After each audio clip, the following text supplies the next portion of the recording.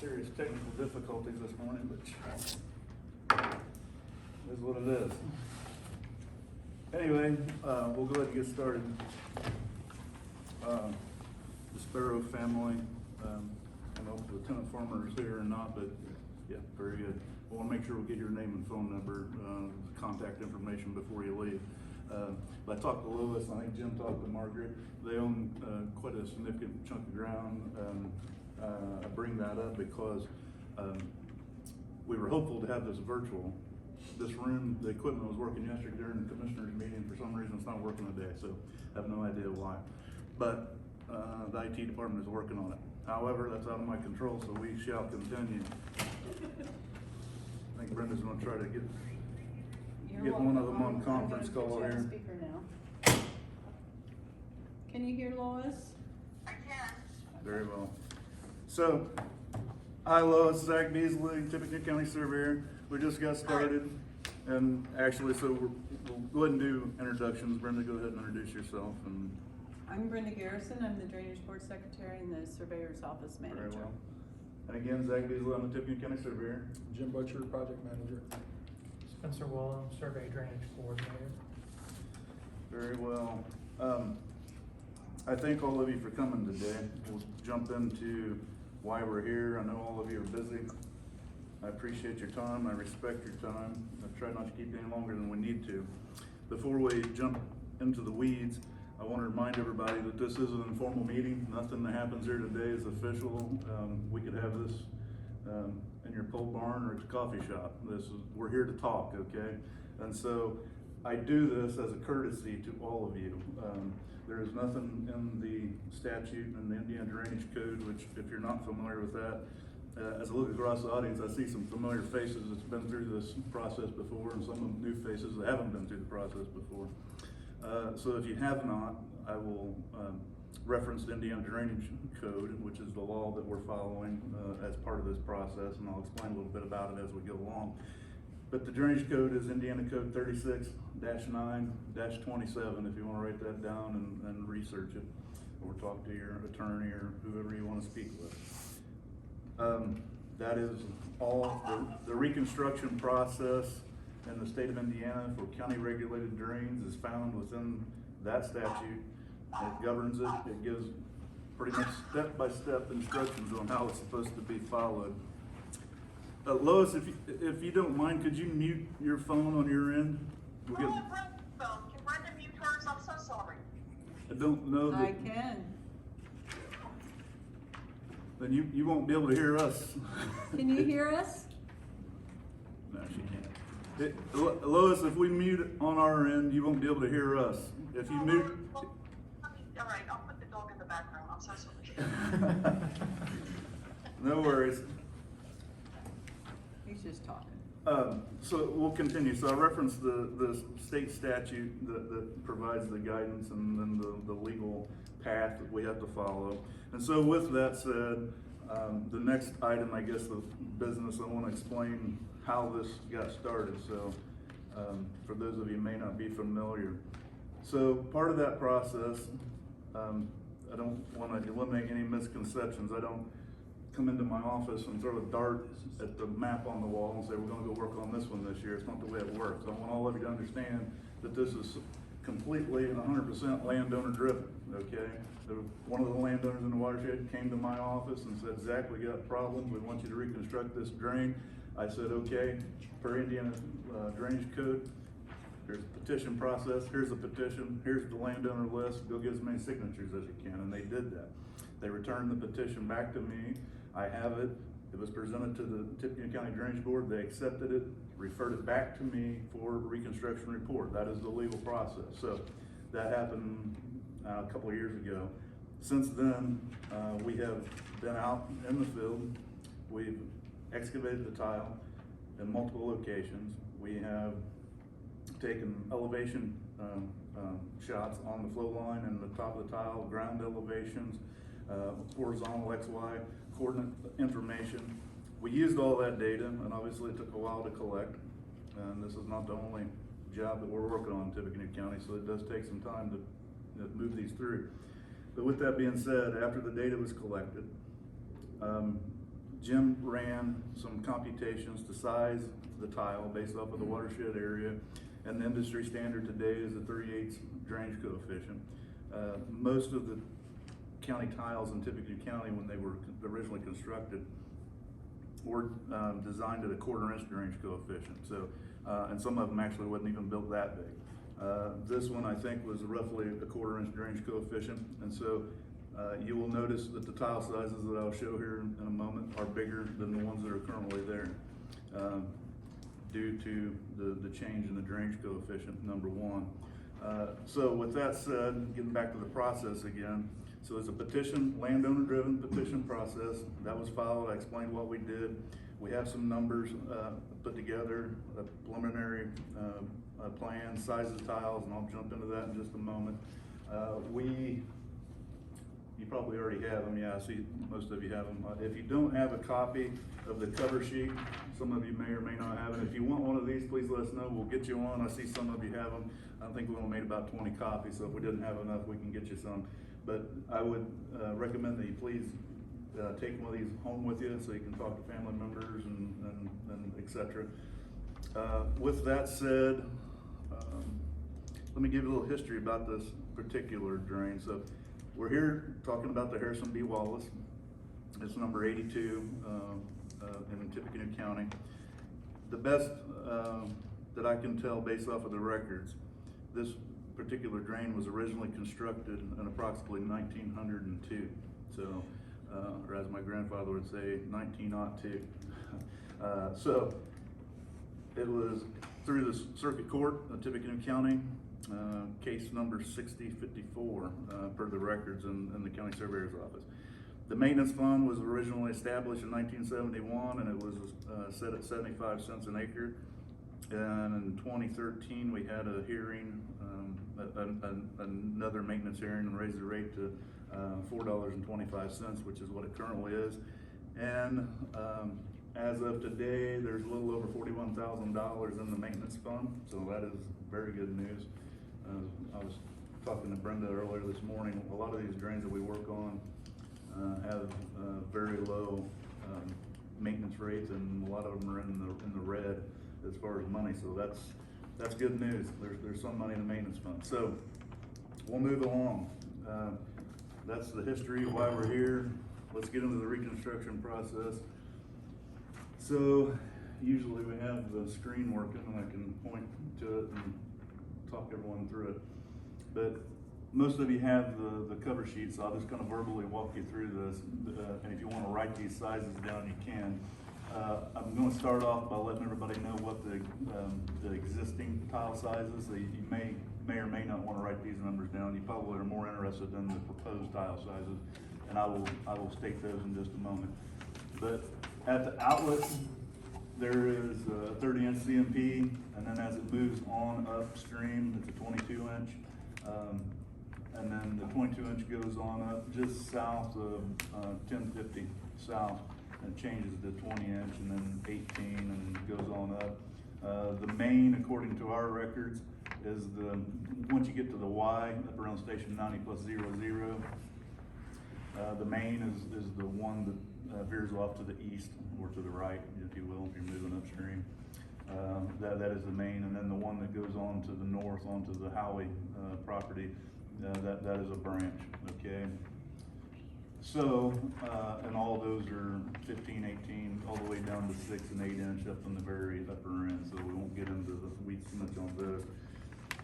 And as I said, I'm sure what you're more interested in is the proposed. So after evaluating the watershed, looking at the 3/8 drainage coefficient, we're proposing a 36-inch pipe at the outlet, all the way up. The 36-inch would run all the way up to basically station 50+00, which would be just to the north side of the county road 1050 or 1050 south. Then it would change to a 30-inch and move on up. The 30-inch would go to the Y, which would be roughly station 90+00, where I was mentioning earlier. And then the main going to the east would then be a 24-inch. over to approximately station 120 plus 00. And then it would change to an 18-inch, and then step down to 15-inch, and then 12-inch if we went all the way. And then going north from the Y onto the highway property, and you see the landowners are labeled there. That's a 24-inch also. And then once it gets to the dog leg to the right or to the east, it stepped down to an 18-inch, 15, and then 12 if we went all the way up to 41 plus 81. And then the branch that goes off to the northwest, so I'm back down south of 1050 South, roughly 40 plus 00. You'll see the branch that takes off to the northwest, and then it Y's again just west of State Road 25. That would be a 15-inch coming off of the main, and then crossing State Road 25 would also be a 15-inch, and then it would step down to two 10 inches, going on both of those branches where it Y's. So that is according to the 3H drainage coefficient, okay? And that's the full Monty, if you will. That's total replacement of the entire system. And so I'm gonna go ahead and throw that number at you. Don't come up here and start throwing stuff at me. We're gonna walk through some things. But just so you know, the starting point, and I'll give you my recommendation here in a few minutes. But if you wanna know total replacement of the entire system, I just rattled through all the numbers as far as tile sizes. The dollar amount is $640 an acre total cost to do the total reconstruction or total replacement, as I just mentioned. A bare bones, and when I say bare bones, what I mean is, so what would it take to bring this system into functioning order according to what we found in the field, okay? And so let me define that just a little bit. What I mean by that is that as we went out and inspected the system, there are certain things such as the existing tile size that's choking the system down because of different branches that are coming into it in different locations. The other thing, and then more importantly, there's sections of this tile that are in very poor physical condition, and they continue to fall apart. They're dilapidated, it's old, it's just deteriorating and falling in. And so it's nickel and diming you to death is what it means. And then what I mean by that is we find ourselves continually out there on a regular basis patching it. And I can tell you, once that pattern starts, it just continues and continues and continues, okay? And the reason why is because the material, the clay and the concrete, has a life cycle, right? Or a life span. And once it reaches that, it starts to wither and deteriorate like anything else, and it starts to fall apart. And in certain areas, that's what it's doing. So with that said, the minimum I would recommend to you is that we replace the main from the outlet, and as I mentioned, 36-inch, and then to the 30-inch, all the way up to station 90 plus 00. That gets us to the main, okay? Or to the fork, and then and then the 24-inch going on the main over to basically where the 800 west curves and or turns to the 90-degree angle and heads to the east and becomes 1000 south. 24-inch to there, and then replace the branch up through the highway property all the way basically to the highway east property line. And I'm coming back down in the watershed now, south of 1050 South. The branch that goes across State Road 25 and services the ground on the west side of 25. I would recommend replacing that branch from the main, so basically station 40 plus 00, and getting that across and underneath State Road 25. The reason why I say that's bare minimum is for about 3 reasons. First of all, that takes care and replaces a large majority of the tile that's in very physical, and poor condition. Number two, it increases the capacity and will allow those branches to flow better in all the private tile systems that's been, installed and anything in the future that may be planned. The third aspect is that I would recommend taking that branch to the one I was just talking about from station 40, plus 00, and replacing that from the main to the west side of State Road 25, because that will upsize that and allow the ground on the west side of 25 to drain better. And it also gets you underneath State Road 25. And for those of you not familiar, NDOT has to pay 100% of everything within the road right away, okay? So that's a huge benefit to all of you, that you don't have to pay for it, all right? And so, my point being is take advantage of that any opportunity that you can, because if you've ever put anything underneath the state road personally or privately, it's very costly. So that would be my recommendation, and I'm sure you're looking at me, well, that's great, exactly, what's the number on that? That'd be $300 an acre total cost to do that one, okay? So that's my recommendations, that's what we found. I'm happy to answer any questions. You don't have to tell me today, and I got some other things I want to talk to you about as far as the process and how the reconstruction is structured and all that. You don't have to give me an answer today. If at some point in time, I would like for all of you to give me an answer one way or another, or if you think that there's another version that you would like to see, let me know. I mean, this is, like I said, I basically presented to you the full reconstruction and a pared down version that I consider, based off of all the facts and information that I found in the field, would be my professional recommendation to you. If all of you leave here and you get together and say, well, that's all great and dandy, but Zach, we want you to do this. If you let me know that, I mean, we can manipulate things around, or I can change it, we can upsize stuff. I mean, I've had these meetings before, and landowners get together after the fact and come back and tell me, and I've only had this happen one time, but I will let you know this. I had a group of landowners one time, and one of you may be in that group, I don't remember. But they come to me afterwards and said, Zach, it's not big enough, we want you to upsize it. I about fell out of my chair. It's the first time I've ever heard that one, but they did, and they were very serious, and we did. We went back and redesigned it, upsized it.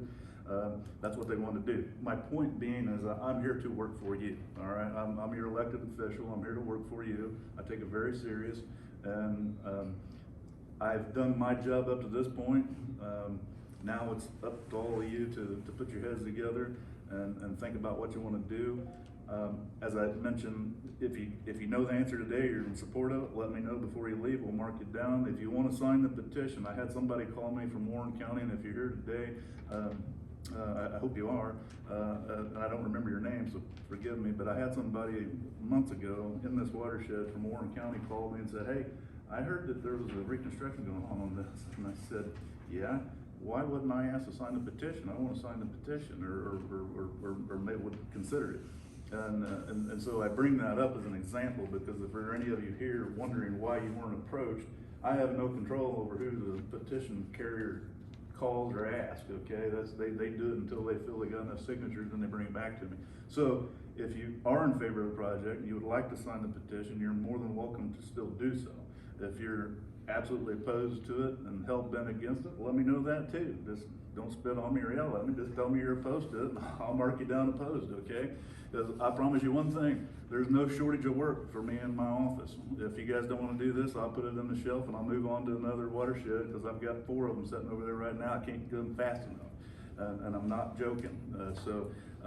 If you don't want to do it, that's fine. We'll put it on the shelf and move on. I will tell you this though, and I'm telling you this from my experience. As I mentioned, I work for you, and so I'm sharing with you my experience.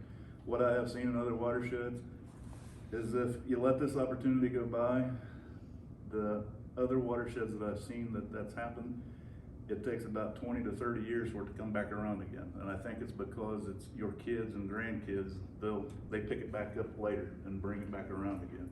We've got about half a dozen of them in the county that has followed that cycle. So it's just a pattern that I've seen. I'm not saying one way or another. It's just information that you, my job is to inform you, so that all of you can make intelligent decisions on your own, and then inform me what you want to do.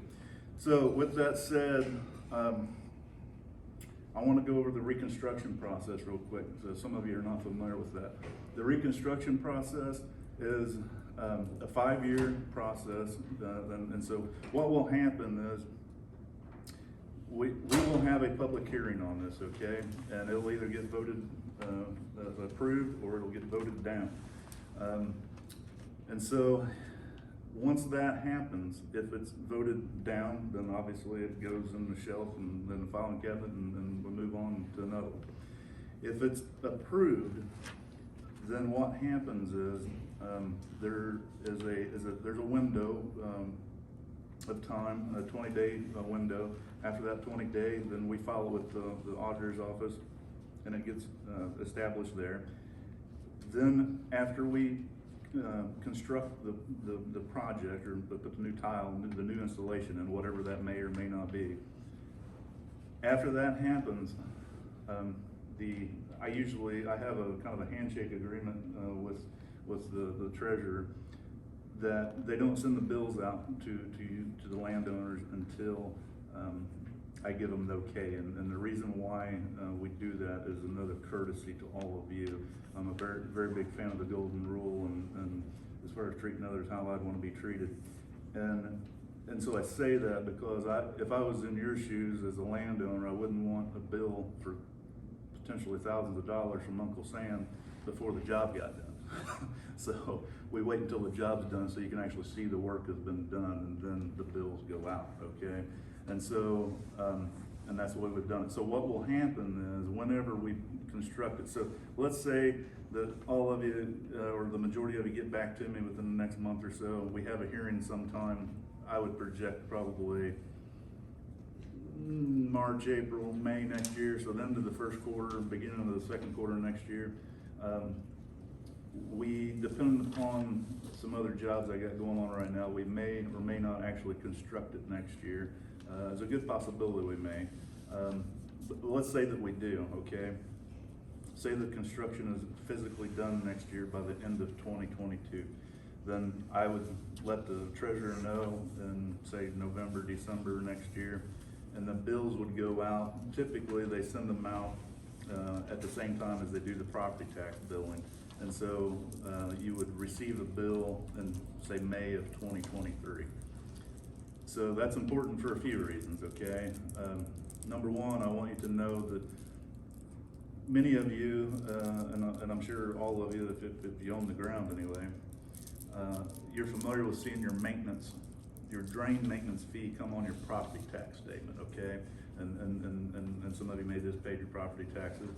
If you look at your property tax bill, you will see the drain maintenance fund fee located on the property tax. What I want you to know is that these drain reconstruction do not come on your property tax. It is a separate envelope, it's a separate form, everything, okay? So just be aware of that. And so let's just follow through with that scenario. So you would potentially get a bill around May or so or April of 2023. Basically what that's going to tell you is a couple things, and I want all of you to understand this, because this is important for financial planning if you've not been through this process before. I cannot control it. I have nothing to do with it. Personally, I don't like it a whole lot, but it is what it is. The state of Indiana in the drainage code, and I'm sure some of you may know this from the property taxes, but in the great state of Indiana, if you don't pay your property taxes, there's a 10% penalty, okay? Well, drain reconstruction fees are the same way, okay? If you don't pay it, there's a 10% penalty, and if you pay it on time, there's also what they call a 10% charge for the remaining. So what it boils down to is that when you get your bill in the mail, it's gonna say you owe X amount of dollars, and if you pay X amount of dollars, in the first calendar year, or the first, not calendar year, the first 12 months after you get the bill, then there is no 10% penalty. If you go onto the 5-year payment plan, they will charge you 10%. After the first year, they will charge you 10% on the remaining balance for year 2, and then 10% on the remaining balance for year 3, and so on and so forth, okay?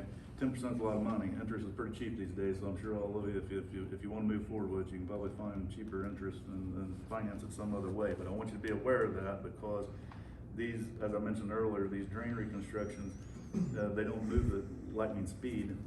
That's good for several reasons. That gives the opportunity for input from the landowners, and it also gives people the opportunity to do financial planning. So with that, that's how the process works. Jim, can you think of anything overlooked or missed? Oh, yeah, that's a good, yes, thank you, Brenda. Brenda just said the assistance fund. All of you, please be aware of this too. A few years ago, I worked with the Drainage Board and the auditor and the treasurer and the county drainage board attorney to create, basically, it's a contract, okay? And so a landowner has the ability to enter into a contract with the county and actually the drainage board. And what it boils down to is, instead of paying the 10% penalty, you pay 5% on the money that you owe for these reconstructions. So it's another way to finance the job if you so choose.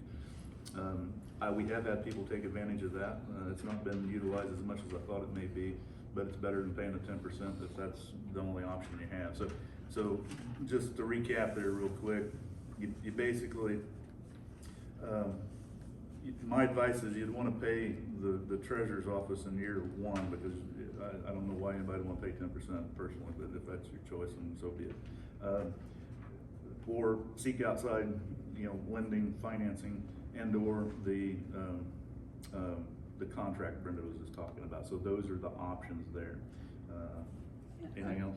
Well, when you get your bill, then there will be a cover letter, and it will tell you about the contract and explain it a little more. And I believe they even have some documents with it in case you want to utilize that. That goes through the treasurer's office. Very good. I think that's all I have, unless I forgot something or overlooked something. I'll open it up for questions. Anybody have any questions? Dean? Do you have any map? It doesn't pertain to me necessarily, because the farms I'm representing are 100% in. The ones that have acres that are partially in and partially out? Yes. Do you have that numbers available? I do. And the Tim, yeah, there's Tim. Tim, I don't know if you get to it or not, but how long would it take to make some copies of this landowner list so that they can see this? A few minutes, I can. Okay. get it out there. Okay, if you would, please, make about 20 copies or so, or however many we need, but if 20 copies of the cover sheet was enough, that's fine. You could be, part of it could be out, part of it could be in. What this does is it shows you your entire tract, and then how much of your tract is benefited, whether it's the entire acreage or just partial acreage of it benefited. That's what Dean's talking about. Mhm. Yeah, so we do have that, and so all of you know, we were, Tim, I forgot to mention yesterday for Tim to put these together, and I thought about this morning that we're having IT problems, and so we didn't get them printed off, but at some point in time, I will get all of you the numbers. So basically, we have a landowner list that has everybody listed that's in the watershed, right? And what Dean's asking, some of the properties, or say you got an 80-acre tract that's on the watershed boundary. Well, of the 80 acres, maybe only 20 acres are benefited by this drain, or 20 acres in this watershed. And so, yes, we have that information, and Tim's gonna print some off and bring it over to you. I'm gonna also have him plug the $300 and the $640 into the spreadsheet, so that all of you can take that, because then it's nice and itemized, and you can just look right here in the column, and it shows you what your cost would be. So, yeah, if he can, yeah. I'm sure he can. I don't think it'd take him very long. All you have to do is plug it in the spreadsheet, and it populates itself. But yes, Dean, we do. Is there any particular properties? I have. No, like I said, it doesn't pertain, because I feel like Okay. I'm 100% in. So Yeah, I get you. It's part of me, Yep. the ones I'm representing. We do, and I do apologize. I meant to have that for all of you. We'll get it here in a few minutes. Does anybody else have any other questions? Yeah. The billings we're going to receive, Uh-huh. what's gonna be, how are they gonna be determined? Is it gonna be tillable acres? Are non-tillables gonna be valued the same Yes. as tillable? Is Yes. just residential homeowners, are they paying it also? Yes, so the way these ag, drains work is that in the state of Indiana, the most popular drain assessment, technique or process is to do a dollar amount per acre, right? And there's no stipulation between the land use, which that's, if I understand your question correctly, that's what you're asking. Is the tillable acres play the same as, say, a residential house? Right, Or, certain tillable acres, Yeah. tillable acres make money. Yep. Non-tillable, Yep. there's no benefit to us. Yeah, Your basement drain possibly.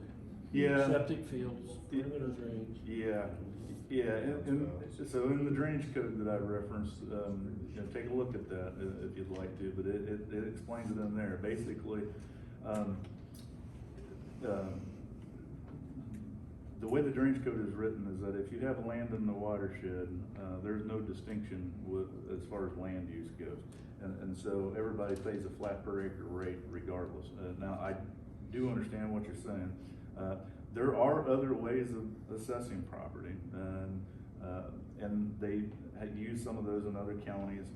We actually have some other assessment styles, I guess if you want to call them, practices here in Tippecanoe County on urban drains. Urban drains here inside the city limits or more urbanized areas, they tend to be assessed by land use, which is what you're talking about. But these ag drains, historically in Tippecanoe County, they had never been set up that way. And this one's not set up that way now. In 1971, it was set up per acre, a flat per acre fee. And so I would anticipate keeping it that way because the biggest majority of acres in this watershed are tillable. So I do realize there's some houses here and there, but as of right now, it's a per acre fee, so. I think it's kind of more tied to how individual properties' contribution to the runoff. Mhm. And then you get in industrial areas and that contribution to the total runoff changes based on the use. But like out here in the county like that, your contribution to the runoff is proportional to your acreage. So I think that's where the argument is coming from. Okay, these do not have any amounts on them. Okay, just so you know. That'll get you started. Take a look at those. This will at least let you see what's benefited and what's not.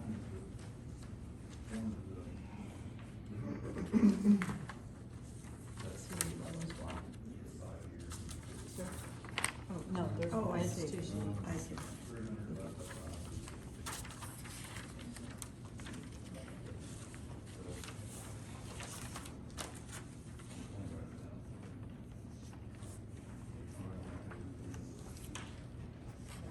Thank you. Thank you.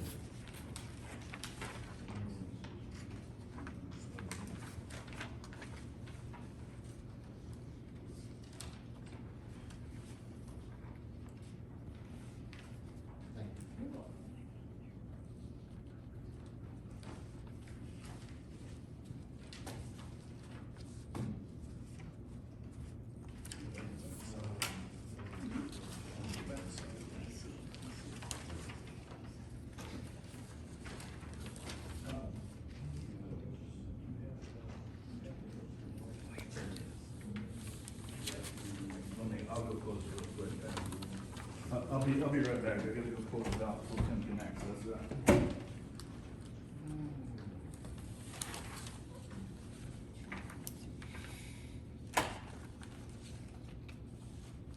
It's been one of those mornings where we've had all kinds of little difficulties jump up last minute.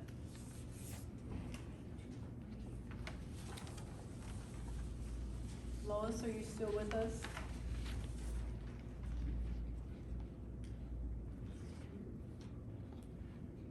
Lois, are you still with us? Yes, hi Brenda, sorry. Okay, no, that's okay, I just wanted to make sure I still had you. Yes, no, thank you so much. You're welcome.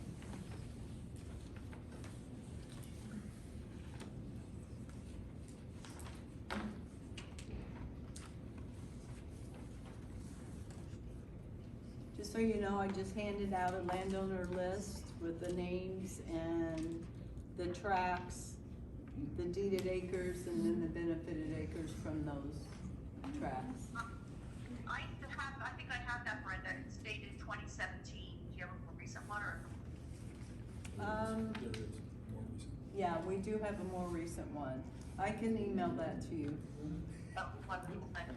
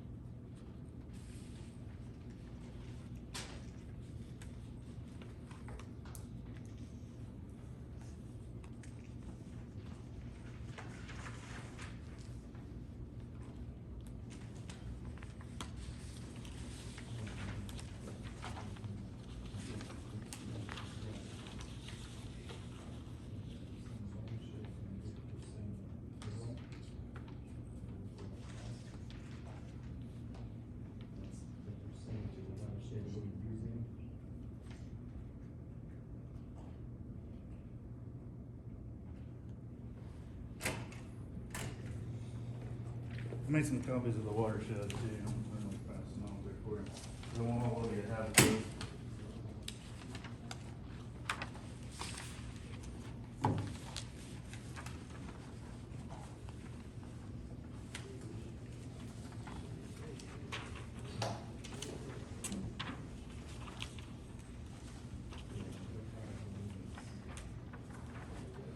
While all of you are taking a look at that, I will tell you there's something else, and I know this is not gonna be a shock to any of you, but just keep in mind, obviously, commodity prices are volatile and skyrocketing and so on and so forth. I say that for a couple of reasons. Number one, I'm not telling any of you this to try to convince you one way or another, but remember what I said, my job is to give you the information, provide the information so that all of you can make intelligent decisions on your end. I'm not here to tell you what to do, I'm here to provide information for you and make a recommendation, which I did. Whether you choose to do it or not, that's up to all of you. But keep in mind sort of the commodity prices, these tile systems tend to be a lot like planting trees. You wish you had done it 10 years ago. Because I say that, I don't mean that to be humorous. What I mean by that is that the cost never goes down on these jobs, they always go up. And I can tell you for an absolute certainty, there's a couple of systems I've been working on, and if the landowners had pulled the trigger a couple of years ago, man, that'd have saved a lot of money because the prices went skyrocketed on this pipe. So just keep that in mind as you think about things. The price typically never goes down. It's the price of pipe keeps inching up like everything else. So anyway, like I said, I know it's not surprising. Yeah. My question, I'm down on the outlet, and does Fountain County get notified, or what happens there? We're sending, with bigger tile, we're sending water down a little faster to them. Yep. Are they, is it gonna back up on me, or is it? Yeah. No is the short answer. So, did you get a copy of the? Yeah. So,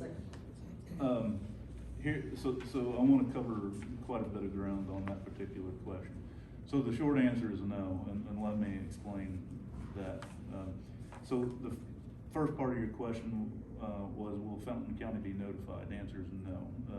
Reason why is, a few different reasons.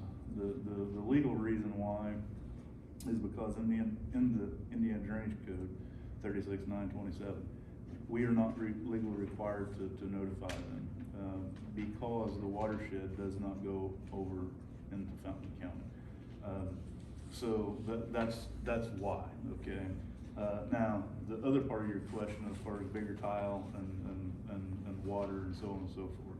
So, that's a very good question, and I'm gonna try to do my best to explain that, okay? Because this question comes up in every, well, not every, but the majority of these informal meetings I have, this question comes up, okay?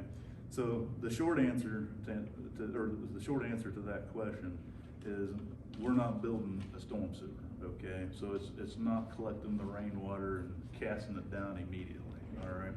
And so, some of you may be scratching your head and saying, well, what am I talking about? So let me explain in a little more detail.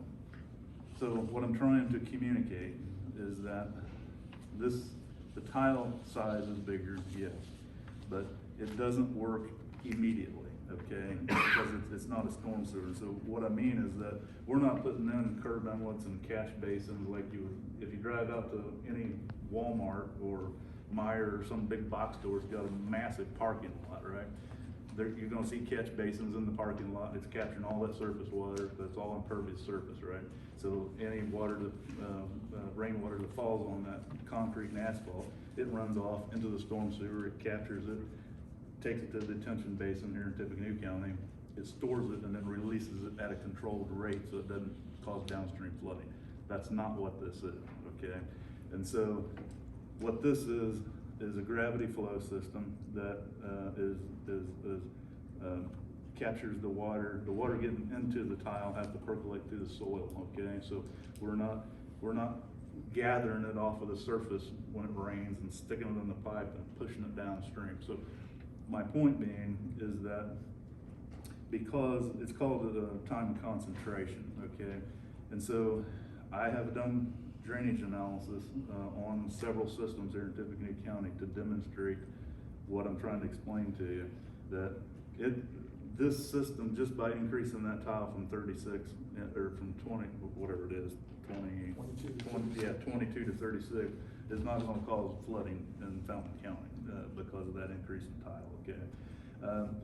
So let me throw some numbers at it. Here's the short answer to it. There's roughly 1,800 acres in this watershed, okay, 1,700 and some. Let's just say it's 1,800, okay? So a general rule of thumb in this county, because of the terrain, and when I say terrain, I mean the general slope of the ground in this county, it's relatively flat, right? And so if you run the drainage calculations, you'll see that in what's called a 100-year rain event on the street, which is a very poor way to describe that. It's about a 6-inch rain. It's about a 6-inch rain, 24 hours is what the textbook definition is, right? It's a 1% chance you'll get that storm event every year, is the statistic behind it. With that stated, and 6-inch rain, 24 hours, a half a CFS per acre come off of that. So 1,800 acres, half of that would be 900 cubic feet per second, okay, coming across the surface. So let's say it's January, February, it's froze. Foot of snow on the ground, warms up one day, dumps 6 inches of rain, melts the snow, and water's going everywhere, right? It's not gonna percolate in the ground because it can't, it's frozen, right? So it's all gonna run off. In a rain event such as that, you would see roughly a half a cubic, half of a CFS per acre. So you'd have 900 cubic feet per second coming off that. What would be going down it? That's a lot of water, okay? that 36-inch tile can only handle, I think full capacity is about, what, 30 That's what I- CFS? yeah, So it's about 30 cubic feet per second, running full speed. So 900 versus 30, that's what I'm saying. It's a grain of sand on the beach. So that's the short answer. I've got a very lengthy study that I can give anybody that wants to see it, but that's the short answer to the story, or to the question, so. Anybody have any other questions? Yeah. Let's, I've listened to all of you. Mhm. Let's throw a little common sense in here. I've heard a lot of figures. The water ponds, some of this that doesn't drain. You haven't seen 11.5 inches in October for a long time. Uh-huh. Now, common sense is gonna tell you, you get that much rain, it's gonna take a while to get her down. And as far as the watershed and everything like that, common sense tells me these water ponds that are out there, and they don't drain very good, but they do go down. Mhm. The price of grain and what you get out of that, what you lose in a water pond, it's gonna take, pardon my French, a hell of a long time to pay for this tile with that type of price. You'd be better off to lose your 2 or 3, 4 acres a little bit, and a lot of times you won't lose it, it'll go down and you will get it back. And the other gentleman said something about industry. I don't think you're gonna have to worry about that, because they killed the windmill project, they don't want that, so I don't think you're gonna see industry come out in this area where we live. If we do, I'm gonna say it's gonna be another 40, 50 years. Yeah, we may not be around, but, as far as I'm concerned, you'd be better off to take the loss on the water pond rather than spending thousands of dollars on this tile. Or, as far as reconstruction goes, I got into that problem once, and they said it would be a repair and maintenance. Next thing I knew, they put in a whole new system, and that cost me $80,000, and I thought it was just gonna be repair and maintenance. That's what I got into for putting my name on the dotted line. I wasn't too thrilled about that. Was that in this county, or? Yes, it was. Yes, what system was that? It was the one over on 1100, I can't remember which one that was the, Amanda Kirkpatrick? yeah, Just south of here, yeah, Yep. okay. And what's your name, I'm sorry? David Weaver. David, okay. As far as the new tile goes, I see it cuts across right, it won't even be on us. If I read your map right. That is what we're looking at, and you're thinking you don't want that, we could reroute it that way, but it's liable to drain that pond. But do you care if we drain that? Cause there's a big cut going the way we are, I kinda did that. It drains the pond, but, Well, we might reroute like it. I said, that, the old tile's been there and that pond's been there way before any of us were even around. Yeah, do you know where that tile is, right in there with the pond, does it kinda go around the perimeter, or? It just, as far as I know, where your red line goes, it just catty-cornered right across the very edge. Yeah. My dad dug that out at one time. It can't be too close to it, because that tile would probably suck the water out of there then. Yeah, exactly. But that was the concern, because it's not that convenient going the way that we're going. Cause there's like a 12-foot cut Right. to do that. So, yeah, I'm not sure, I wouldn't rather go that way, but, you know, I know you run cattle in there, and I did think you Right. probably appreciate. But that pond's been there for a long time. Mhm. We could maybe go non-perf tile too, if this moves ahead, if you want that pond to remain. If you want it to go away, we can drain it. But, like I said, what it's gonna cost everybody, as far as I can see, if you use some common sense, plus the fact right now, you talk about things going up. Let's just throw in the scenario, the way this administration's going, that we got in there right now, everything's going through the roof, so maybe, yeah, you said it might be 30 years before you get back around to doing this, but prices may come back down another 3 to 5 years, I hope. You know, this is something that nobody knows. But, I do know, the way, as far as the farming end of it goes, you never know from one day to the next what prices are gonna be. I mean, our prices could go for seed and fertilizer, they could go through the roof. And then the price that we get across the elevator, they could drop back down, and we're stuck with high prices. So, it's a matter, like I said, to me, it's common sense more than, to me right now, you're better off to have a few little water ponds and have them shed off slowly, rather than spending on what some of these people are gonna have to spend $250,000. It'll take a long time to get $250,000 back off of a 4-acre pond.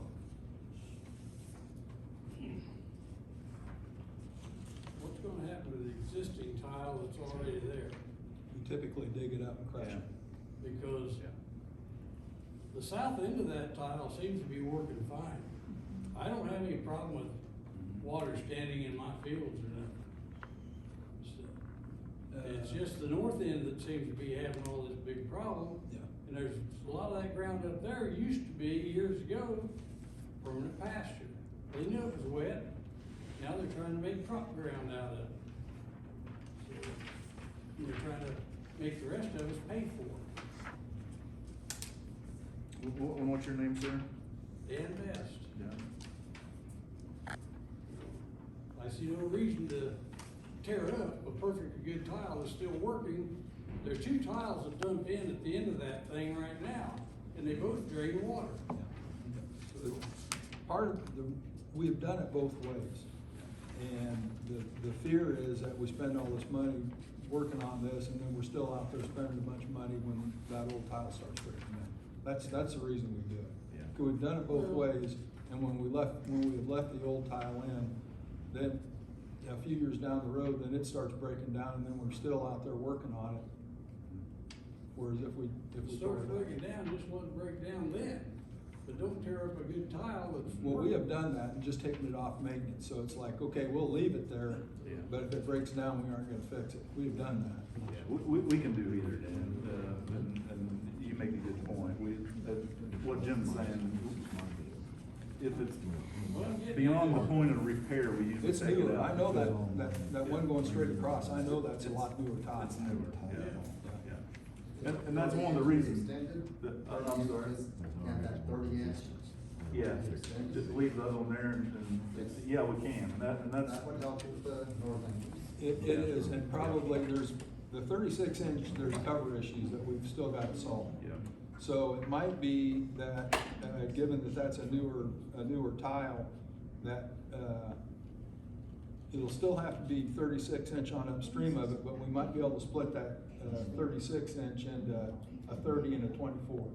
A 30 and a 24 flows about the same as a 36. Yeah. So that is a choice, and that is something to look at, and then we don't have that cover issue with the 36-inch tile, because there's kind of a slough back behind the outlet that's pinching us on cover with the 36. You know, so that is definitely something that can be looked at, and it would save,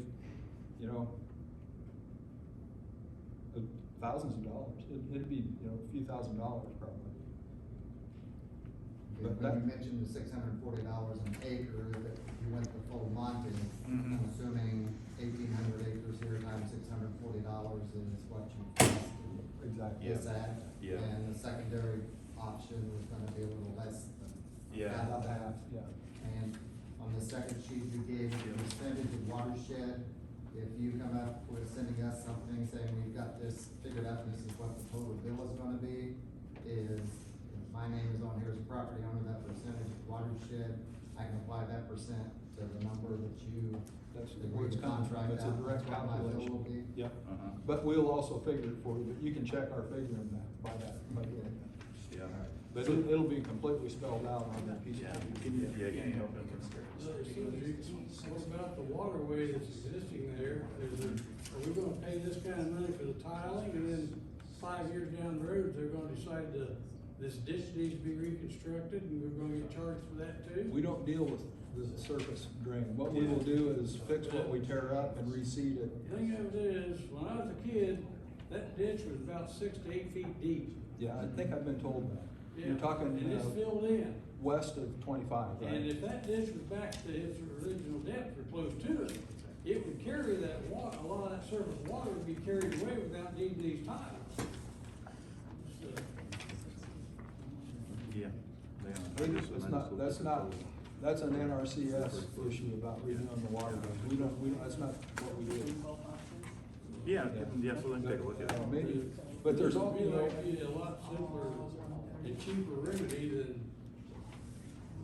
like Dave says, most of the water we see standing is gone within 3 to 4 days. Yeah. And stuff. Now, do we wanna pay $300 or $600 an acre just within 3 or 4 days?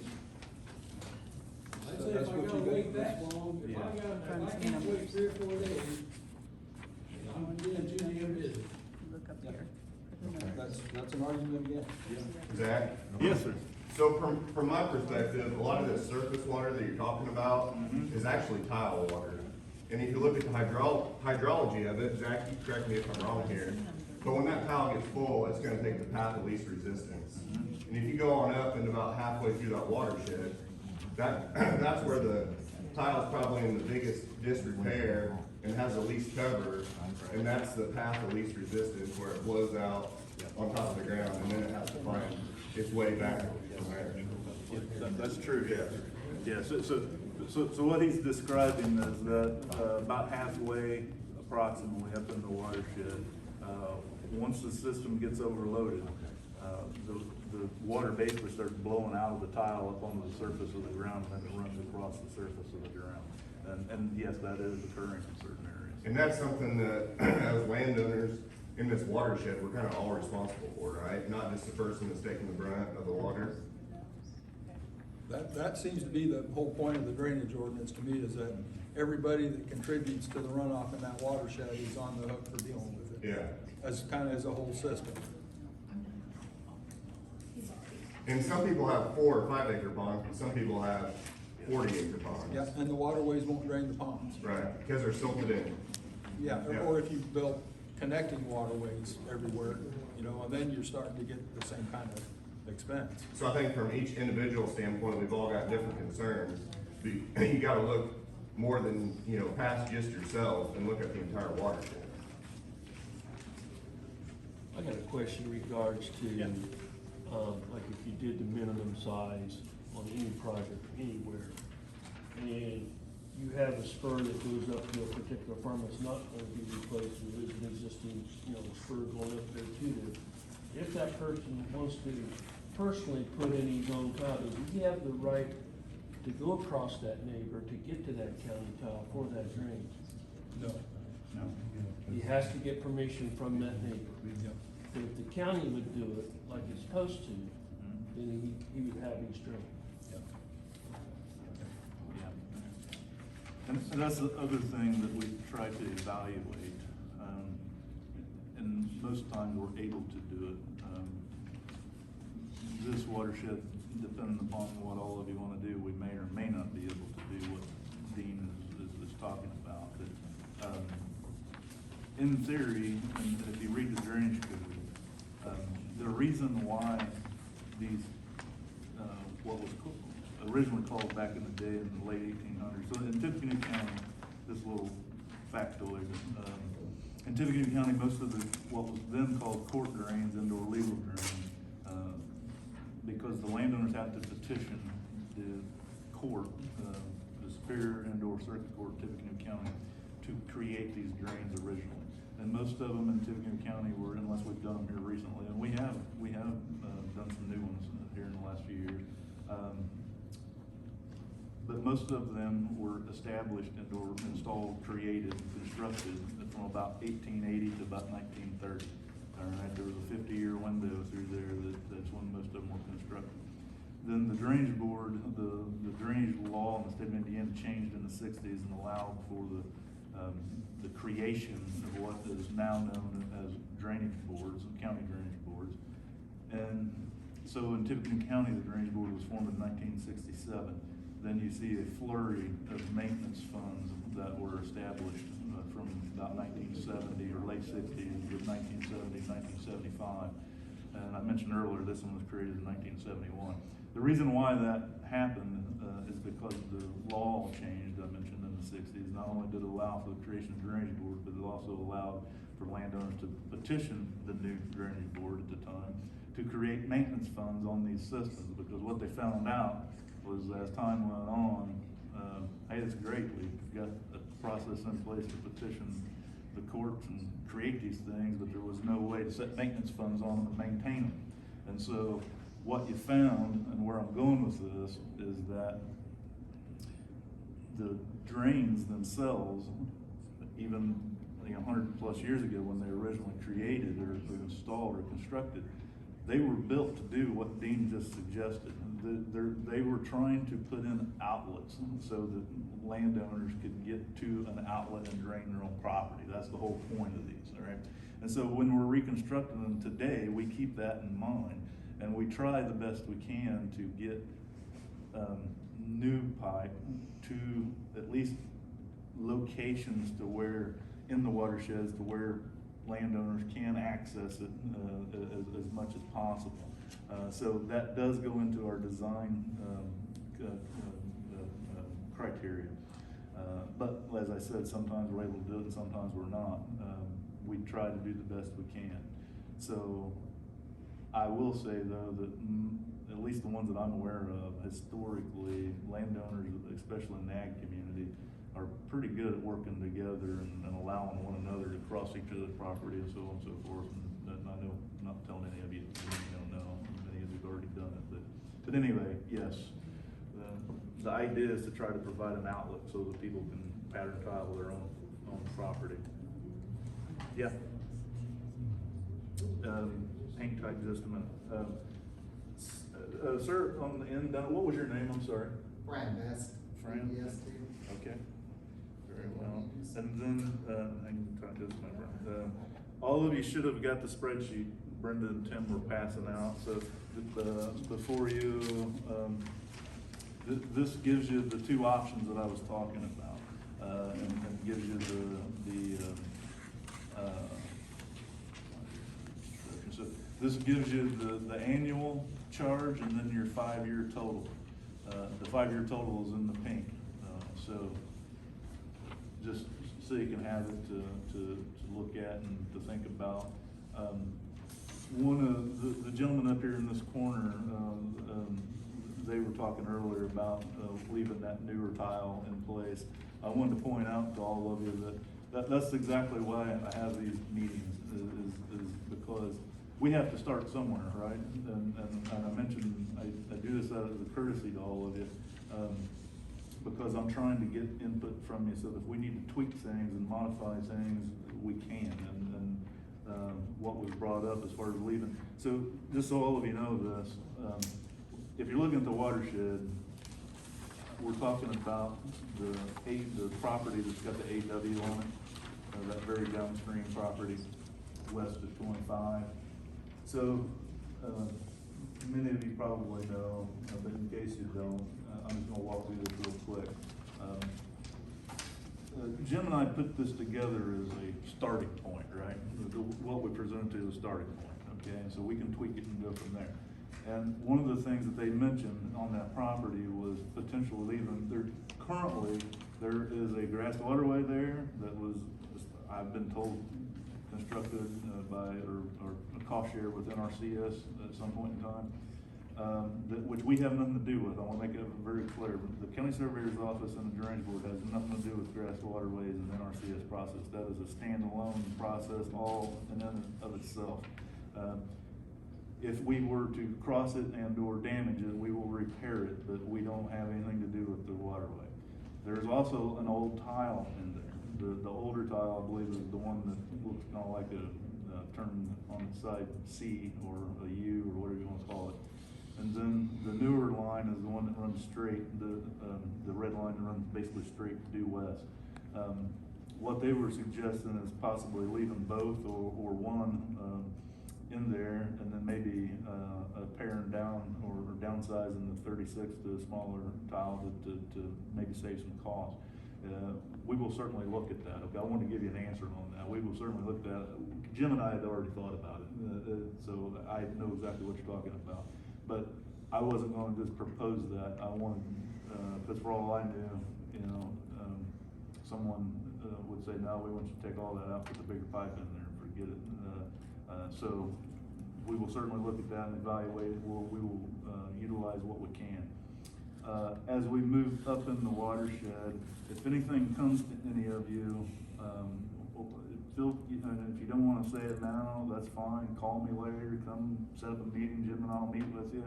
I'll come to your house, your farm, whatever, just let me know.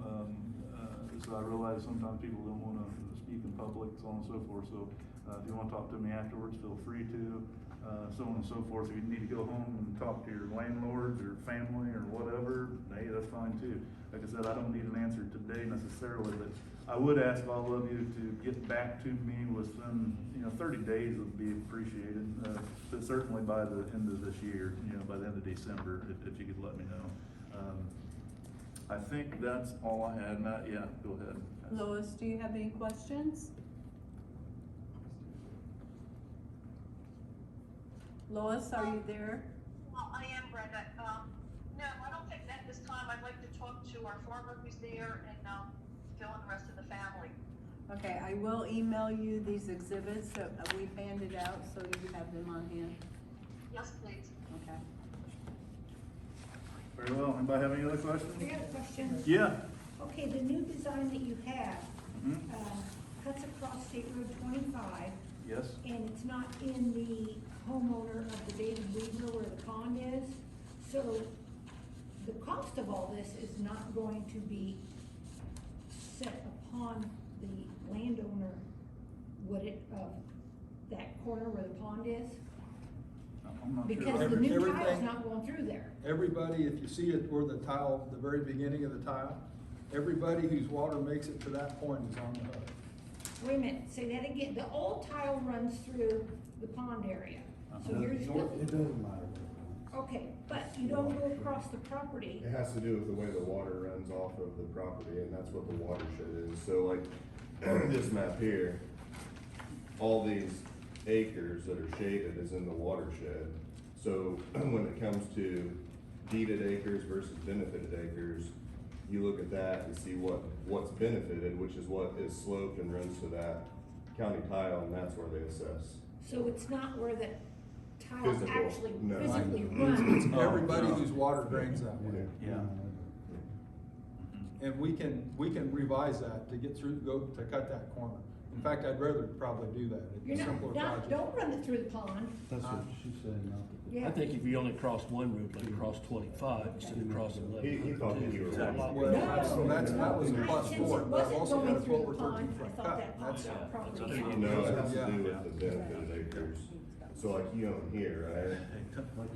You own here on this map? They're on Lebanon, well, Lebanon. This is your house, right? Yeah. So even though this is the same tract, right, this water that's not shaded, you don't get charged for, because it slopes the other But way. still, it's all that, where's State Road 20? Right here, right here. Okay, so Yes, it's Dean, just we that will look area at that. there. I would rather Anything have one shaded. crossing off. So if you look at They keep all the road. absolutely. Yeah. deeded That acres next versus question is benefited how far acres, can it's you- all based on the topography of the They'll ground. only pay Lineal for it feet. within the right of way. Yeah, we can go further than that, but they're only gonna pay for it within the road. But it's hard to hold grade. We don't like doing it very well. They don't hold grade like a wheel machine. Yeah. I don't know off the top of my head, but probably 60, 80 feet, you know what those are now. 60 or 70. I think it's 60. Yeah, Brent. You've had two options that we talked about. If there was a third option about just extending the 30 inches on back, if that could be figured out to be feasible, would it still be the entire watershed paying for it, or would it be the north part of the watershed that benefits? No, the wall stays to the entire water. The law kind of treats it like it's one big system, like it's the system that they deal with, not individual parts. Was there another question back here? Ma'am, what was your name? Weaver, Weaver? Diane. Okay. Zach, I got a question. Yes. On some of this, there's not enough cover. How are you going to combat that issue? Where it's, number one, that is looked at, I've already looked at that.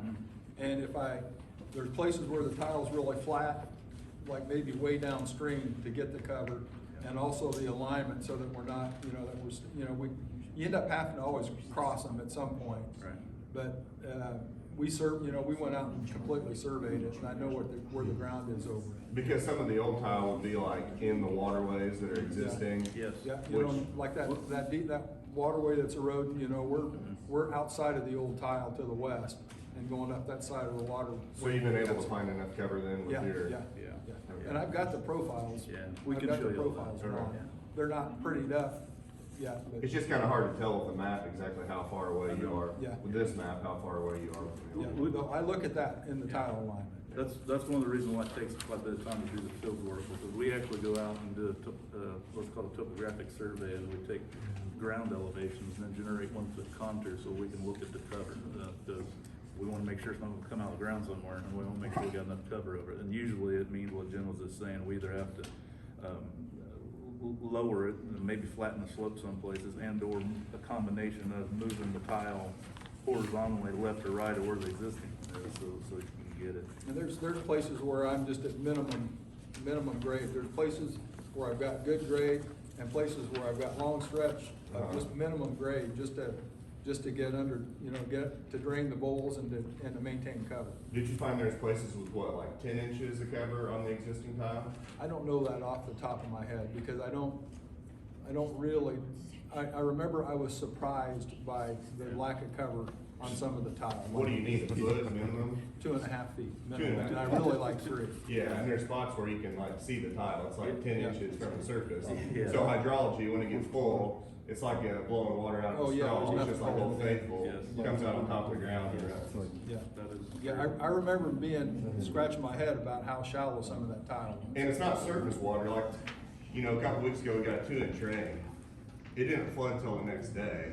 Yeah. It took that long for the water to percolate through the soil profile, fill up the county tile, Yeah. bubble out on top of it. And that's part of what Zach was talking about with the timing issue. The timing is way different than a big storm. Right. And this plug of water from a big storm, then the tile won't fill up for a day or two later till it percolates into the tile. Which a lot of those issues are upstream where the majority of the landowners in the watershed never see, it's just stuff that happens. Mr. Bennett? Does this cost, using that 41,000 you mentioned that is already in the fund, taking it down to 0? No, that is not factored into this, so. Will it be? Yeah, we can, yeah, absolutely, yeah. I did not yet, friend, but yes, we can, absolutely. And that was one of the things, that's one of the reasons why I brought that up earlier, is because, it's a significant, chunk of That's money. kinda unusual to It's- have It's that. kind of little compared to the overall. but it's- Every might penny, well get- every penny helps, yeah, It's- Yeah, because certain property owners now may not be property owners tomorrow. but they're That's happy to pay. exactly right. $3 an acre maybe. And that's Yeah. without fall settlement. Zach? Yeah, and and that will go up just a little bit because we don't have the fall settlement on the property taxes, there's drain assessment in yet, so that will come up just a little, not a whole lot, but it will a little bit. And hang on just a minute. I want all of you to know something else too, and I meant what I said, every penny makes a difference for all of you, and I'll prove what I'm talking about.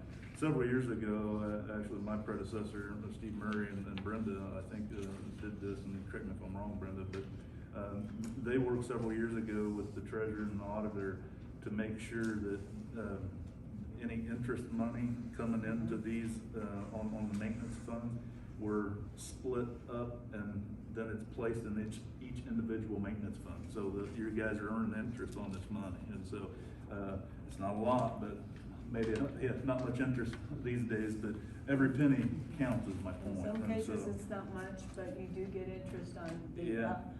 the balance in each individual Mhm. fund.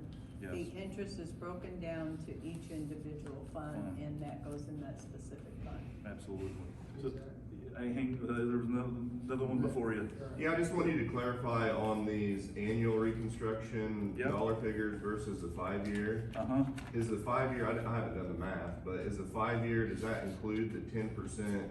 No, it doesn't. So- That's just your total cost, yeah. So why are they putting a 5-year stipulation on it? 5-year reconstruction? Because that's the way we have to by law. That- So is that essentially saying if I go to the bank Uh-huh. and get money, or why is it 5 years? I guess I'm confused. Because.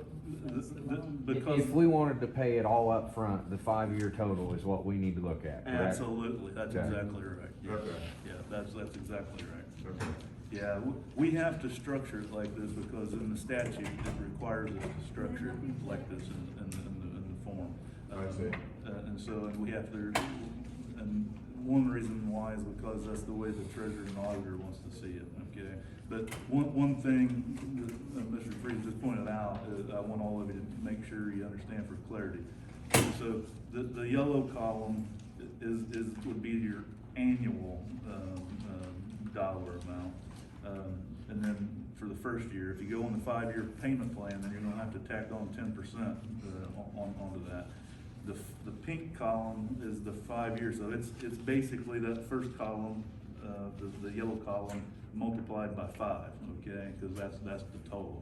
So as I mentioned to you, it's basically $300, total cost on that first one, and then the second one is 640, I think, or 650, whatever, 130 times 5. But we have to break it into annual.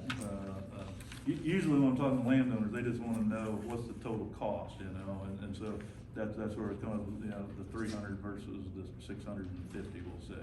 But by statute, we have to break it down like this because of everything I just mentioned. Mhm. So, yes, sir, yes. So is the prices locked in now?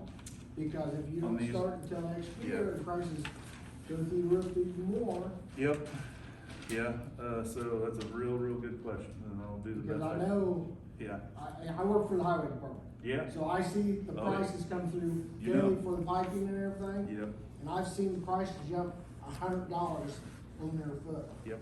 in one day. You're right. You know, so that's my question. You know, so Yeah. is this price locked in Yeah. now, or is it gonna change when you guys finally Yeah, hammer it down and say, oh, you know, yep, we just jumped another 50%? yeah. It's a very good question, and a very fair question, and I'll do the best I can to answer it. So, obviously, I don't have a crystal ball, I don't know what's gonna happen, and so we do the best we can, so let me define best we can. So, there's a couple, 2 or 3 things that I try to factor into these to combat what you're talking about, and historically, it's worked very well. However, what you just mentioned, I'm very painfully aware of, and the volatility is what you're talking about. I am very much aware of that, and quite honestly, it scares me, because I don't know, it's just such as you don't. And so I will tell you that we it's about 99% down there doing the final grading, over here the last few weeks, and picking up some rocks and straightening the job site up. We just finished one of the biggest jobs we've done since I've been a county surveyor, and biggest job in the county as far as regulated drain probably ever, that I'm aware of, as far as lineal footage. We just put in almost 6 miles of new tile construction, and we dredged about 9 miles of open ditch, up on the northwest part of the county in Shelby Township. It's 6,000 plus acre watershed called the Butler of Gosnell. The reason why I bring that up is about a $1.2 million job, 30, we have 36 cents on that one? Just 30, I think 30 is as much as we went on that one. Yeah. Anyway, what you just brought up, I lost a lot of sleep over. I mean, I'm not gonna blow smoke at any of you. I don't know, but here's how I try to factor all that in. I mentioned that job because I was very worried when the bids come in, because I was getting price sheets from the local suppliers. I was also getting, you know, such as EJP is one of them, if you're familiar with that location. I was on the phone with them on pretty much, if not weekly, sometimes daily, and also talking to the tile manufacturers themselves when we were bidding that job out. And I'll share with you real quick. One of the reasons why I was losing sleep on that job is because the contractors that were interested in bidding the job were calling me and saying, Zach, we got a serious freaking problem, because the tile manufacturers themselves wouldn't state them a price. And so, and if they did, they would only guarantee it for so long, and so it was very hard for the contractors to even give us a bid. It worked out, and we got the job done, all right? So, with that said, I mentioned I don't have a crystal ball, but here are the ways we try to combat that, okay? There's, if you look at my estimates, we got a contingency line item in there, okay? So there's a 10 to 15% contingency built into my estimate, okay, to try to allow for things like that. Obviously, as you just said, it has been very volatile. It's not as bad now as what it was several months ago, so it has stabilized a little bit. But as you said, who knows 6 months from now? I don't know. But as I mentioned, we try to combat it by having contingency built in. The per foot lineal prices, I have a little bit of play in those numbers. Also, another reason why I didn't include the maintenance money that he was talking about, because that would help cover some more costs there too. The other thing you have to remember is that we have this thing called a General Drain Improvement Fund. The General Drain Improvement Fund is there to basically, when an individual drain, this one or any of the other hundreds and some that we have in Tippecanoe County, when it needs to borrow some money, the General Drain Improvement Fund is basically the bank in which it borrows money from, okay? And so if we were to go over a little bit, I can borrow money from that. So They're pay it back out of the maintenance. and then it pays back over a period of time. So I'm trying to demonstrate to you that I have some tools on my end to keep from happening where you're going, I think. And that is me or the drainage board come back to all of you and say, yes, sir, we need some more money. I think that's where you're probably going with the statement. I do everything I possibly can to keep that from happening. So the numbers that we set, and so let me explain that a little bit more. So one tool, I just explained how the estimate is compiled in and of itself. I've mentioned the General Drain Improvement Fund.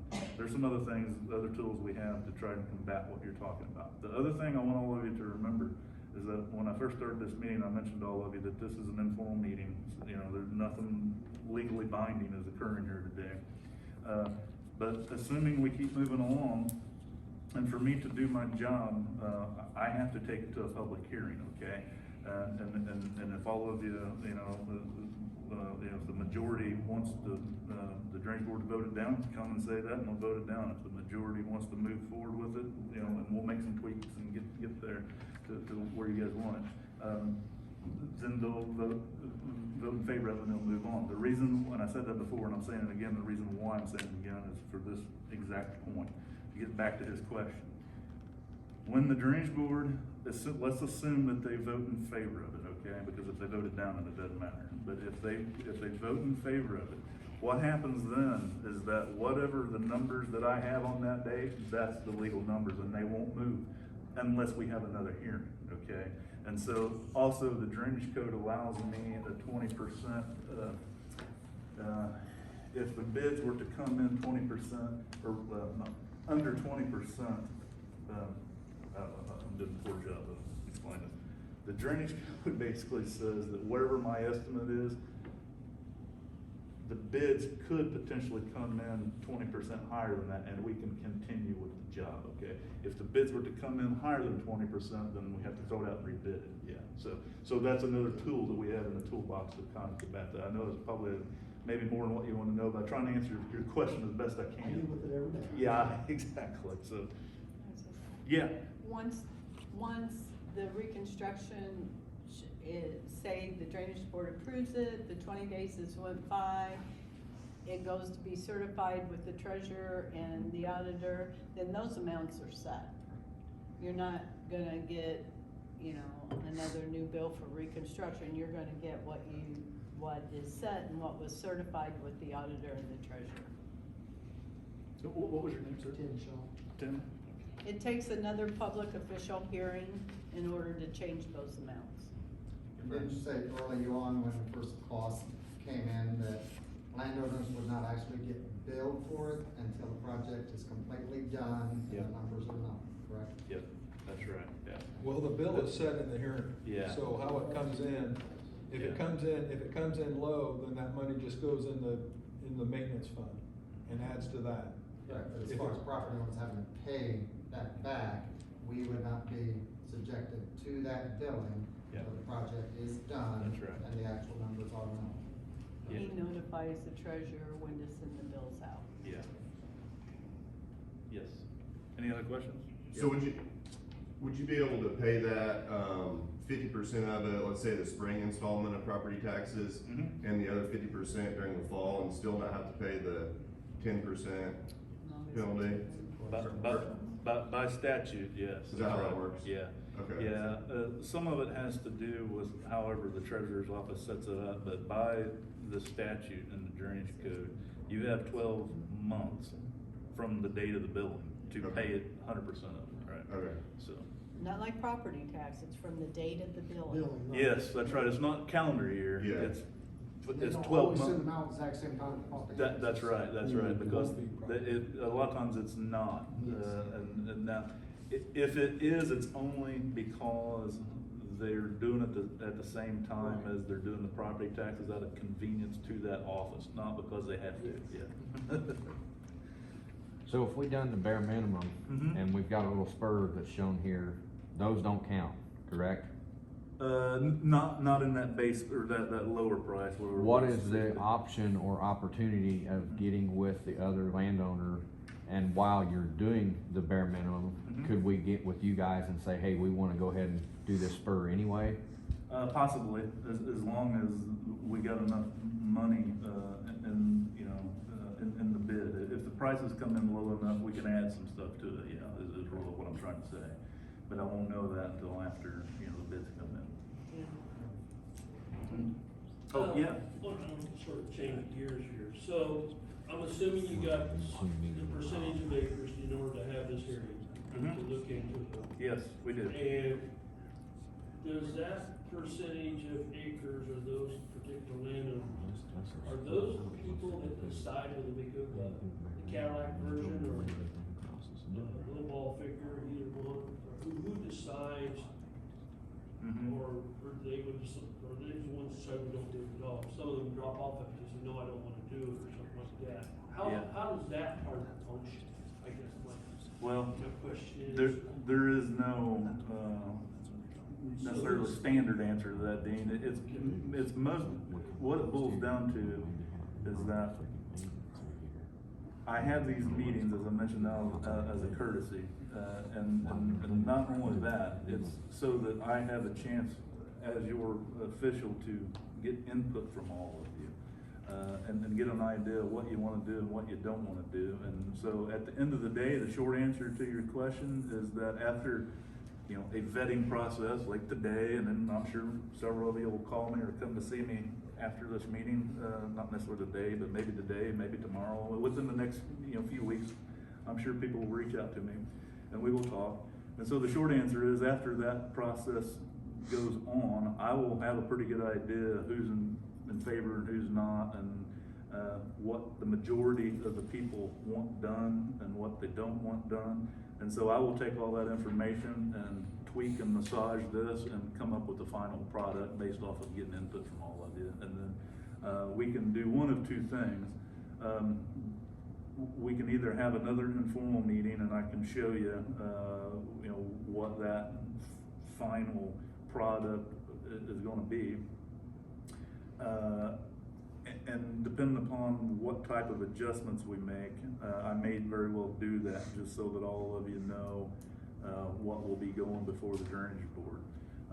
So each one of these systems are a little different, Dean. Sometimes it's fairly cut and dry, and we have one informal meeting like today, and we're able to get the answers that we need and understand where the majority of the people, not the people, the acres are in support, and we move on to the public hearing, and so we only have one informal meeting. Sometimes we have to have two. I've had them as much as we've had 3 or 4 different informal meetings, because landowners wanted me to look at different things, and not just one landowner. The group of landowners wanted me to look at different options. I just mentioned one earlier. We had a meeting in this very room just like this one time, And the landowners basically said, you know, that's all great and dandy, but, you know, we would really like to design this at a half-inch drainage coefficient because we want this done. And they had already met at a coffee shop and figured it all out. They knew what they wanted to do, and they come and told Jim and I, like I said, that's only happened once, but that's true. That's a true story. I say that because we went, I think we had like 3 or 4 different meetings on that particular watershed. It took a while to get that one done because of the design changes. But a lot of them, the majority of them, we have one informal meeting, I hear back from people, and we move on down the road. So there is no clear-cut necessarily answer to your question, but ultimately, my job as the county surveyor per the Indiana Drainage Code is to put forth a recommendation to the drainage board and present it and to represent all of you to the best that I can. And so that's my goal. And as I mentioned, I have these meetings to get input from all of you. And so at the end of the day, if I would like to see the majority, I guess is the answer, the majority of the acres. And that's the other thing too, keep in mind, all of you to understand that it's the number of acres, not the number of people. So the number of acres, basically, if you want to look at it like this, is 1 vote per acre, sort of aspect. So it's not, you know, one person that has 100 acres basically has 100 votes, if you want to look at it that way, versus if you had 100 people that only own 20 acres, then it's not the number of people, it's the number of benefited acres. So does that mean you have to have 51% of the benefited acres to say yes to proceed? No, not exactly, and let me explain that. And that's a very good question. I meant to say that earlier. What it boils down to is this. In the drainage code, and I think even on the petition, it's in the wording, it's required to have 10% of the benefited acres to start this process and proceed with the process. In Tippecanoe County, the Drainage Board has historically wanted to see 51% or the majority in favor of doing whatever it is that we're doing, right? And so that's the precedent that has been set here. Now, with that stated, I do want to add another caveat. Most of the time, you know, I'd say 9 times out of 10, we are able to, between myself and my staff and my office, we're able to work with the landowners and get a very good understanding and feel for where the majority of the acres, what they feel and what they want done, okay? And so with that stated, like I said, 9 times out of 10, that's the case. So as we go into the public hearing, we've usually got it vetted down. Now, I'm not saying everybody's gonna be happy. That's not what I said. I'm saying that we've usually got a majority understood and represented, and the drainage board will move on. Now, I will tell you that I have had some watersheds, very few, but there has been a couple. One sticks out in my mind drastically. We didn't have the majority of the acres verbally committed, okay? So I want to make sure I try to communicate this correctly. There was a lot of moving parts on that watershed, and there was a lot of I don't know how to say it exactly, but let's just say there was things at play that not everyone wanted to necessarily publicly show their cards, and so I had a lot of private conversations with a lot of different people, and they had their reasons. I don't know why, and none of my business. But what I'm trying to say is that we may not always have the signatures on paper because people have their reasons for either wanting to do that or not wanting to do that. And they may not always verbally express or publicly verbally express their support. They may call me in the evening and say, Zach, move forward, we're not gonna fight it, but they're not gonna come out and publicly say it, you see, for whatever reason. So what I mean by that is that if that's the case and I understand that, and we move into the drainage board, I express that, I'm trying to communicate that to you because I don't want you to think that Well, Zach's not gonna take it to drainage board unless he has 51% shown on paper or publicly. That doesn't always play that way, is what I'm trying to communicate, so. But I usually have a pretty good idea, because people don't hesitate.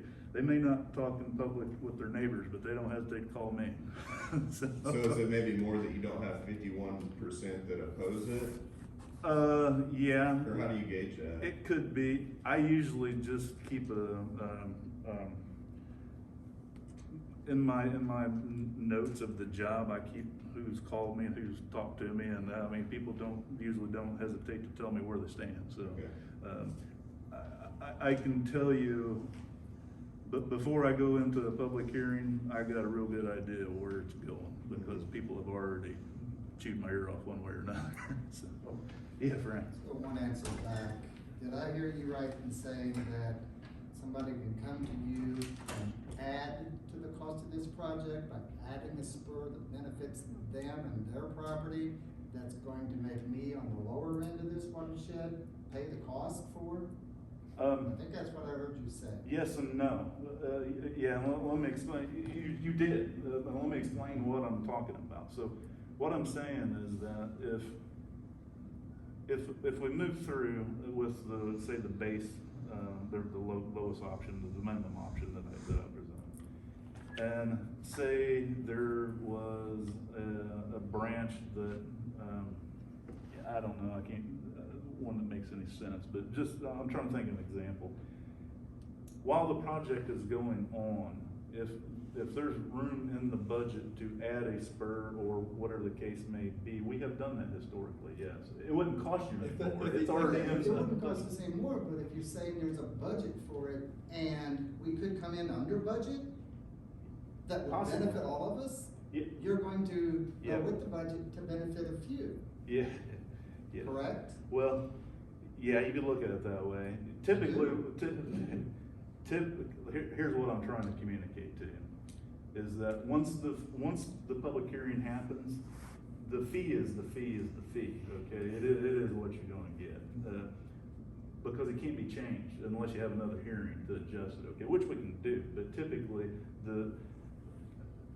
this one may be different because of the volatility of the price of the pipe, but typically, the numbers that we have, this is not the only job, we do this every day, I got a pretty good handle on what the numbers are, historically, but the volatility is an issue right now. But what I'm saying is, we're usually pretty close, okay, so typically it goes over a little bit, not under, okay, and then we have had some that come under. Right, but the scope of the project should already be determined, rather than somebody that would benefit It from is. something up the line. It is, but let me finish what I'm saying. Everything always looks good on paper, right? When we get out in the field and start doing the work, sometimes we find stuff that we didn't know was there, okay, and we have to make adjustments, and so. But yes, your point is valid. If somebody came and wanted to do that, then yeah, that's something that we would consider, as in not doing. So anyway, I'm just saying that I've done a lot of these. We've put in over 50 miles of new tile in Tippecanoe County on these ag reconstructions since I've been county surveyor. That's a lot, especially in this county. I'm telling you, we can plan and design all day long, but when you get out in the field and actually start working and doing stuff, sometimes you run into problems and you have to make adjustments. So it kind of is what it is. But I'm hoping, typically what happens though, Fran, is that during this vetting process, is that we identify the branches that, so let's say the majority of the people will come and say, hey, we wanna do this one with this one here. These over here don't make any sense. We're gonna have them added into the job anyway, is what I'm trying to say, but before we ever move forward. So that's historically how it typically works, so. Okay, anything else? Lois, do you have anything? Lois, do you? No, I'll put it in the moment, thanks. Okay, well, I'm gonna go ahead and hang up, I think we're wrapping up here. What I'm gonna do for you, Lois, is I will email you all the exhibits that he has handed out. Yes, please, I would like to see them. Okay, no no problem, that'll happen this afternoon at some point. There's Okay, a thank you. sign-in sheet out It's on it. Yeah, okay. Yeah, if you didn't sign the sign-in sheet, Thanks, make Wallace. sure that you do before you leave. Bye-bye. We do have to get out of here, because I think there's another meeting starts in here at 1 o'clock. So if you need anything, don't hesitate to call